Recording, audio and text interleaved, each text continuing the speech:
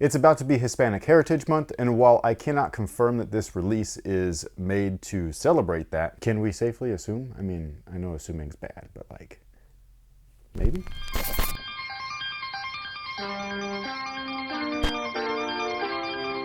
Hey, what's going on, guys? My name's Chris. Welcome back to the official WearTesters.com YouTube channel. Today we got a detailed look and breakdown on one of the more interesting Air Jordan 3s to release so far in 2025. Dare I say the most interesting. From a visual and storytelling perspective, I personally feel like this is the most interesting so far. It definitely breaks away from the traditional Air Jordan mold as far as like going over its own history, and instead goes over a different type of history. And this Air Jordan 3 has been dubbed El Vuelo. Now this pair is inspired by Lucha Libre as well as the luchador. Essentially, that is the Hispanic version of a wrestler and wrestling as a whole. So luchador is the wrestler, lucha libre is the act of wrestling. But it's a very specific act because it's more of a freestyle act of wrestling, which was perfectly depicted in one of our favorite films, Nacho Libre. Now, let's get down to the nitty-gritty. The box is crazy. Like, this thing instantly drew me to it just because of how interesting the box looks with the storytelling and everything. One of the weirdest parts though is the logo right here. This was first featured on the Jordan Session, if I'm remembering correctly. It's such a forgettable shoe. Whatever. Either way, it's the shoe that Jordan Brand made for skateboarding that they're afraid to claim as a skateboard shoe. And I thought that might be the upcoming like Jordan Brand skate side of things logo, but apparently it's just a logo. So weird. Jordan Brand used to do stuff so meticulously. Like, everything had a fucking purpose. Now, it feels about as freestyle as Lucha Libre wrestling, you know what I mean? Like, where it's just like... And I got the squeeze! Have fun. Either way though, the box is really cool. When you open it up, the shoes themselves are wrapped up double. One wrap is obviously the elephant print paper, and then each shoe is individually wrapped because they are fucking nice. Love it. Now, when you pull these first out of the box, my first thoughts, It's fantastic. I mean, these things are super duper tight. If I'm gonna pull out like a 90s term, as tight as. But either way, the outsole is just like every other Air Jordan 3. The color looks like it's white, but it is a very, very light sail. So some people are just not gonna like that. I don't know why, but like this, it's very, very light. It reminds me of back when we'd have to do the paint orders for apartments. Oh, and we'd like, have to do eggshell. Yeah, basically, Yeah. you know what I mean? So like, yeah, it's very light. It is slightly offset to the rest of the upper, which is actual white, but the materials are so weird and good. Really good. Now moving on up, we have a traditional polyurethane midsole. Inside of that midsole is an encapsulated 4-foot air sole unit. In the rear, you can actually see the visible one. The upper, first off, looks Fantastic. and I don't mean to use that twice, but like, hey, it is. When we're talking about the shape, the build, and the overall look of this particular Jordan, the Air Jordan 3 to be specific, and we point them back to its 1988 origins, this is just one of those things where like, this looks as close to that original as possible. Fun fact also, like, I don't know if this is like coincidental, but the entire like Hispanic Heritage Month thing was enacted and made into law August 17th, 1988. This is a 1988 model. Maybe there's correlation there. Now, in terms of the materials themselves, we've got different panels featuring different materials, starting from the elephant print, or what would typically be the elephant print, and then moving all the way up. So instead of elephant print, they've actually replaced it with, it doesn't look like actual snake, but it looks like it's a snake print or whatever, you know what I mean? And then they also are featured on the collar area too. So the green material that you see is a very similar material. I also forgot to take these out. They protect the green from migrating onto the heel tab. The heel tab is different than other Air Jordan 3s. I'll explain that in a second. And then the mud guard right here is actual leather. Not only that, it's a thick boy, dude. Like this, why don't we get this regularly? That's a thick ass piece of leather. The texture on top of the leather, I don't know if you guys can hear, but like, I don't know what that material is, but it's cool. Is it gonna be hard to clean? Possibly, I'm not sure. It doesn't feel like it's fabric or anything. It's like those binders, like what, the Trapper Keeper? Is that what, you know?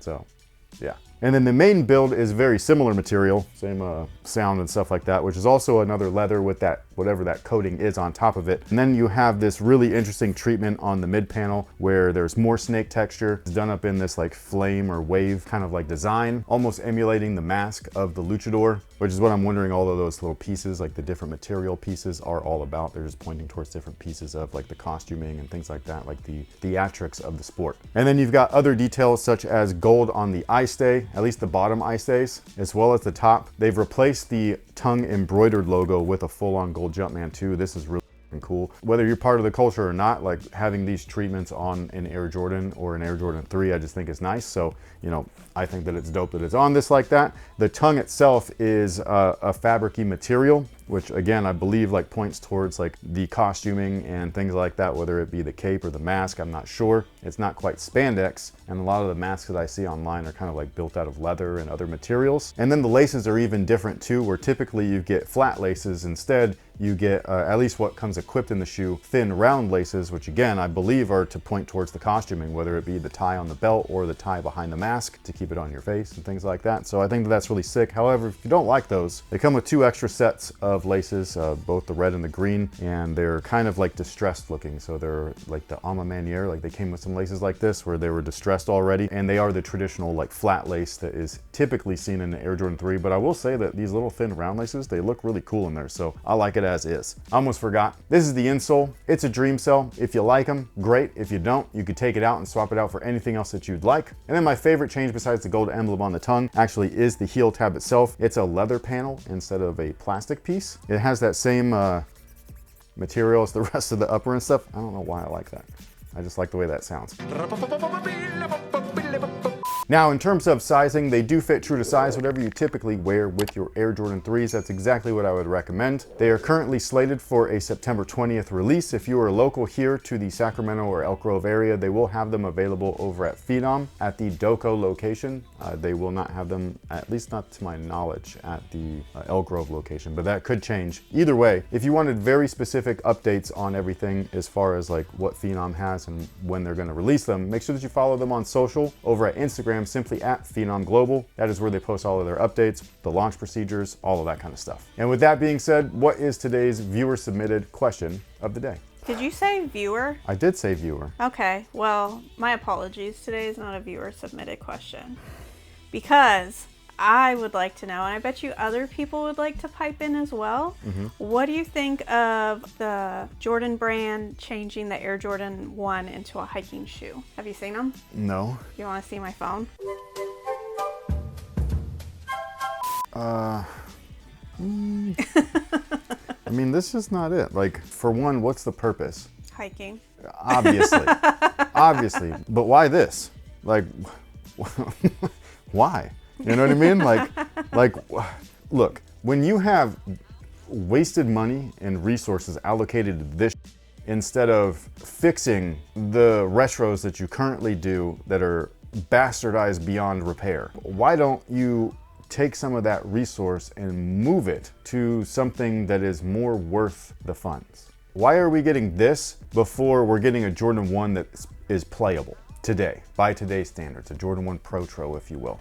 Who that is a Jordan consumer, because I've been buying your product since I was a wee lad. I'm your main dude right here. And I'm not talking about like, because I review all of your products, I'm talking about the person that you're trying to take their money from is me. And I will give it to you gladly. You just have to put out stuff that is true to the brand, stuff that makes sense. This, some people could claim doesn't, but I would argue that this is kind of cool. You know what I mean? Like, if you're gonna tell a story and you're gonna make it culturally relevant to someone's culture, this is a good way to do it. But hiking. I, as a person of interest of your brand and your brand's products, like, look, who owns these? Who owns these, or these, or these, or even these? These are all Jumpman products. These are trash Jordans according to like the main customer that this hiking shoe is pointing towards. I don't know if you know this, but all these shoes are basketball shoes. This logo is of this man right here. That is not hiking, my friend.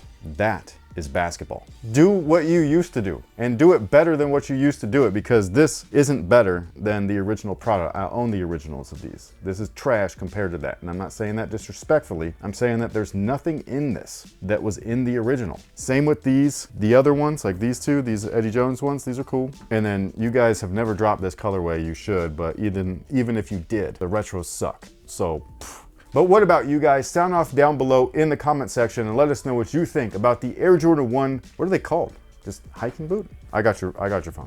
I didn't copy what they wrote down below. It just says that they changed the Air Jordan 1 into a hiking shoe with Gore-Tex. Look, man, Just sound off below. Let us know what you think about the Air Jordan 1 hiking shoe. Do you think that that is something that as a Jordan customer you need, or is that something that Jordan Brand is just completely missing the mark and doesn't understand their own audience? On top of that, sound off below and let us know what you think about the Air Jordan 3 El Vuelo. The whole tribute to the Lucha Libre and the Luchador and stuff I think is really cool. The way that they've done it I think is also really cool. The materials are great. The price isn't. The price is expensive, but you know, outside of that, good job. But thank you guys so much for being here. Thank you so much for watching. We greatly appreciate your guys' support. We'll catch you all in the next one. So until then, you guys have a good one.